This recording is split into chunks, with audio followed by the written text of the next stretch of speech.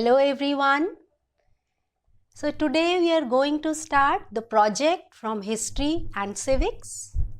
Children, in this project you have to draw and color the Harappan pottery and the jewelry of Indus Valley. Chapter 4, the first cities. The first topic is the Indus Valley civilization. The Indus Valley civilization flourished on the banks of the river Indus. It is also called the Harappan civilization because Harappa was the first site to be discovered in 1921 by Dayaram Sahani. In 1922, Dr. Rakhal Das Banerjee discovered Mohenjo-daro in the Larkana district of Sindh, that is now in Pakistan. The reasons for the settlement of these two big cities, Harappa and Mohenjo-daro, in the valley of the Indus River were many. The first reason, the rivers provided plenty of water for growing crops. The climate was suitable for agriculture. The land, or we can say the soil, is very fertile and good for growing wheat, barley and mustard. These are the reason for the settlement of these two big cities.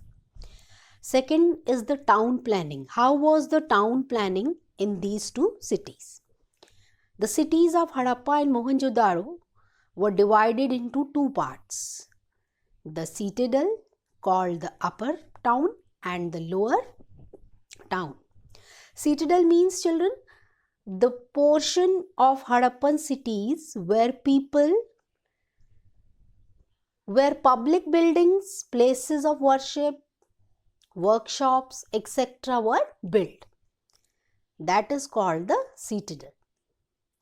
It has high walls to protect it from the floods. It contained public buildings, workshops and granaries. Now, what are granaries? Granaries means a storage for food grains. The city was divided into so many blocks. The most important building in the citadel was the Great Bath. Great Bath is a big tank at Mohenjo-daro which was used by the general public on religious festivals. Now, the lower town. The lower town was much bigger and contained houses of the common people. The houses were 1 or 2 stories. Rooms were built around the courtyard. Each house had a bathroom. There were doors and windows in every house. The main thing is, children, the town planning of Harappan and Mohenjo-daro was divided into two parts, upper and the lower town. Third was the drainage system. How was the drainage system in these cities? Both Harappa and Mohenjo-daro had an excellent drainage system. They carried the waste matter from the houses. The kitchen too had drains. These drains were cleaned regularly. These drains were covered with bricks and stone slabs. Now, the social life of the people of Harappa and Mohenjo-daro. First, we'll talk about what they eat. First is the food. The Harappans grew wheat and barley to make bread. Mustard was used for oil. They ate vegetables, fruits and dates. They domesticated animals like dogs, cats, pigs, camels and horses. Now, the dresses and the ornaments. Both men and women wore clothes made of cotton and wool. Women wore necklaces, bracelets, bangles and earrings made of bones, shells and copper. The rich people or the upper class people wore jewelry made of gold and silver. Now, how they entertain ourselves? The amusements. The Harappan people played a game similar to that of chess. They also engage singing and dancing. They are very creative. They design and craft toys like the carts, dolls, whistles, etc. Now, what was the main occupation? Agriculture was the main occupation. Even some of them were spinners, weavers, potters, toy makers, jewelers, and the traders also. But the main occupation was the farming. Now, their religion, the peepal tree was used as a religious symbol. The Indus people worshipped Pashupati Shiva. So, this is all about chapter number 4, the first cities, Harappa and Mohenjo-daro. Now, the next chapter, chapter 10, contact with distant lands, means the work of traders. From very ancient times, India had maintained close contact with distant lands. The Indian traders used to go to other countries with which they had trade relations. From ancient times, India had trade relations with Rome, Egypt, East Africa, Iran, China, and the kingdoms of Southeast Asia. Now, the Indian colonies in Southeast Asia. Merchants of Kalinga, Saurashtra, Bengal, and Tamil Nadu established close contacts with some countries of Southeast Asia. These traders used to buy spices from the Southeast Asian countries and made huge profits by selling them to Rome and other countries of the West. Sumatra was a Hindu kingdom. It was a center of Buddhist learning and trade relations with China. Bali and Borneo were also Hindu colonies. In Bali, the people still follow the Hindu religion. A Hindu kingdom was also established in Champa and Annam. Amravati was the name of its capital city. It was also a center of Sanskrit learning. Next is the Silk Route. The Silk Route began in China, Central Asia, and ended in the Roman Empire. It was called the Silk Route because the main item trade was silk. The Chinese were the first to make silk. Chinese were the first. They make to silk. Chinese traders carried silk to other parts of the world through this route. And why it's called as a Silk Route? Because some people from China who went to distant lands on foot, horseback, and on camels carried silk with them. The path they followed came to be known as the Silk Route. The last topic is India's contact with the West. In fact, India had trade relations with the Western world. The Indus Valley people had established commercial relations with Mesopotamia, that is now Iraq, and Egypt. So, this is all about chapter 10. Now, the next chapter is chapter 25. Children, there are 4 chapters in this project. Now, the chapter 25. Diversity, prejudice, discrimination, and inequality. So, I'll explain you one by one. First, we'll start with the diversity. Diversity is the state of being different. It means different looks, opinions, beliefs, etc. Different parts of the country have different languages, dress, and food habits.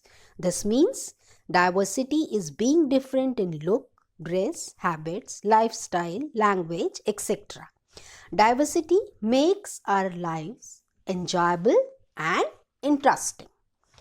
Second is the prejudice. Prejudice means to judge others negatively.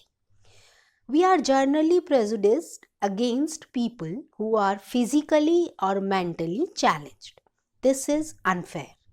Prejudice is an unreasonable dislike for a particular group of people. Prejudice can be guided by the color of the skin or the accent in which a person speaks or the clothes they wear. Prejudiced people often hurt other people's feelings. So, the main thing is prejudice means to judge others negatively. When we judge others in a negative way, that is the prejudice. It can be physically also, and the mentally challenged people also. Third is the discrimination. Discrimination means to treat someone disrespectfully, or it means treating other people badly, not allowing them to participate in various activities. Like for example, in some villages, some people are not allowed to draw water from the village well. Poor people are also discriminated against and treated badly because of their economic conditions, like this way. Fourth is inequality. Inequality means difference in treatment. It can be due to many reasons. Inequality can be due to caste system. It was also due to religious differences. Sometimes inequality is sometimes caused by racial differences. For a long time, there was racial difference between the whites and the blacks in the United States. Even this happens in South Africa also. Sometimes the cause of inequality can be result of gender disparity. This is said that women in India on an average are paid less than 40% of what men are paid. Both economically and health-wise, women in many countries of the world are discriminated against. All such differences based on gender give rise to inequality. So the first was the prejudice, that means judge others negatively. Second was the discrimination, that means to treat someone disrespectfully. And third is the inequality, that means difference in treatment. It can be due to caste also, it can be due to religion also. Next is chapter 28, urban local government. Now my first question, what type of government is found in India? That is the democratic government. At which level Panchayati Raj rules? That is the rural local government. And what are the types of local government? That is rural and the urban local government. Children, in rural areas, the Panchayati Raj institutions like the Panchayat, Block Samiti and the Jila Parishads help the people. Same way, in urban areas, municipalities and municipal corporations help the people. So there are two types of local government in urban areas, municipalities and municipal corporations. So first we'll discuss the municipal corporation. Municipal corporation is the local governing body in a large city. It is called Nagar Nigam and the municipality is called Nagarpalika. Municipal corporation is an elected body. The members are elected by the residents of the city whose age is not less than 18 years. For the purpose of elections, the city is divided into several wards. Each ward has to elect one member. All members of a corporation elect a mayor and a deputy mayor. Mayor is the head of the municipal corporation. He presides over the meetings and looks after the work of the corporation with the help of the other officers. In the absence of the mayor, his duties are discharged by the deputy mayor. So, in municipal corporation, who is the head? Mayor is the head. And in absence of mayor, deputy mayor discharge the duties. Second is the municipality. Municipality is the local organization in towns and cities that provides services for the people. The cities with the population of more than 20,000 are managed by municipalities. The members of the municipalities are also elected in the same way as the members of a corporation. In this, head is the chairman elected by the members and other is the deputy chairman. The chairman presides over the meetings and carries out the functions with the help of the members. In the absence of chairman, his duties are discharged by the deputy chairman. Now the functions of municipalities and the municipal corporation. First is the public health. For the treatment of disease, hospitals and dispensaries are open in different localities where qualifying doctors are employed. Some of the steps are taken for sanitation and cleanliness also. Second is the public facilities. Construction and maintenance of good and wide roads and streets, planting of trees, supply of electricity to houses and the factories. These are the public facilities. Third is the public education. For this purpose, local bodies open schools for small children. Elementary education in our country is free and compulsory. That's why the municipalities open primary schools. The local bodies also open reading rooms, public libraries and the museums, etc. Next is the public security. Every municipality and corporation maintain fire engines for saving the public and their property from the great disasters caused by the fire. Now second is the voluntary functions. To develop parks and gardens to keep the citizens healthy and fit. It may develop a zoo, a museum and some picnic resorts, construct and maintain children's homes, night shelters, rest houses. In bigger towns and cities, local bodies can provide their own cheap and efficient transport facilities. So these are the functions of municipalities and municipal corporation, voluntary functions and the compulsory functions. Now children, today's homework. Children, in today's homework you have to do the project, and in project you will do the 2 questions. Question number 1 is the fill-ups. There are 5 parts, and question number 2 you have to draw and color Harappan pottery and the jewelry of Indus Valley. Out of these 2 children, you have to draw and color any one. Either you will draw the Harappan pottery or the jewelry of Indus Valley. So I'll start with the question number 1, fill-ups. The Silk Route began in China. Prejudice means to judge others negatively. Discrimination means to treat someone disrespectfully. Inequality means difference in treatment. Municipality is called Nagarpalika. Municipal corporation is also called Nagar Nigam. This is question number 1, the fill-ups, and question number 2 that you will get in the PDF file, children. Don't miss this project. This project is compulsory for everyone. So please do your project very nicely, beautifully. That's all for today. Bye-bye.